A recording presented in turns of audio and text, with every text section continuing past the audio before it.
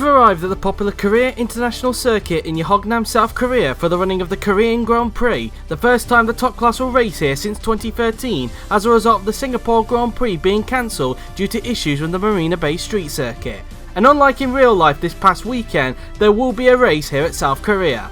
Coming into this week, apart from the return of Yeongnam being in the news, one team has also made the headlines. The team we are referring to is AlphaTauri, as they have announced after so much speculation that current Haas driver Chris Chatfield will be joining the team in 2020. Chris has had an amazing rookie season despite this year's Haas not being as good compared to last year.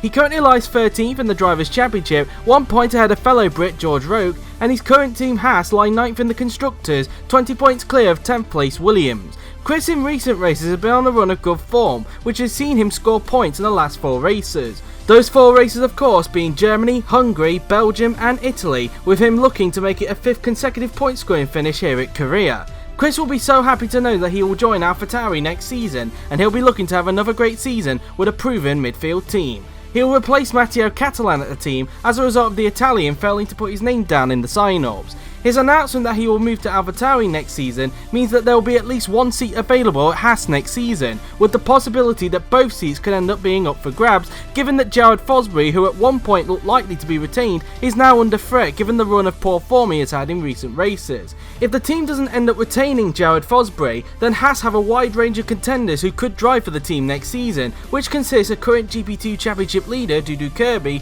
current GP2 Championship contender and current Red Bull test driver Rahul Patel if he misses out on an AlphaTauri seat, current DTM Championship contender Daniel Fraser if he misses out on his number 1 choice which is Williams, current GP2 driver Max Gillen and current Formula E Championship leader Jose Federico Suto. It will be interesting to see who Haas ends up going with as their lineup for 2020.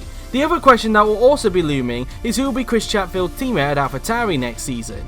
David Kupok does have a chance of being retained by the team for next season. However, if he doesn't get retained, then there is a chance that either current Red Bull test driver Rahul Patel, the team's current test driver Ruslan Proxiuk, or DTM Championship contender Roberto Gamba could stake their claim at that second AlphaTauri seat. As we have alluded to a few times during this series, if either David Kupok or Roberto Gamba or even both miss out on an AlphaTauri seat next season, then there is a chance that the pair could battle it out to be at Ferrari next season alongside Laura Chung. Bartosz Klos and Robert Ionescu are also contenders for the second Ferrari seat. However, unless their results start improving in DTM, it looks highly likely that the second Ferrari seat will either go to David or Roberto, given that we know that Chris Chatfield is going to be at one of the AlphaTauri seats. It will be fascinating to see what will happen with these two teams over the coming weeks. And that is it for this week's edition of the GP4OC News. The next team news will break at the Russian Grand Prix next week.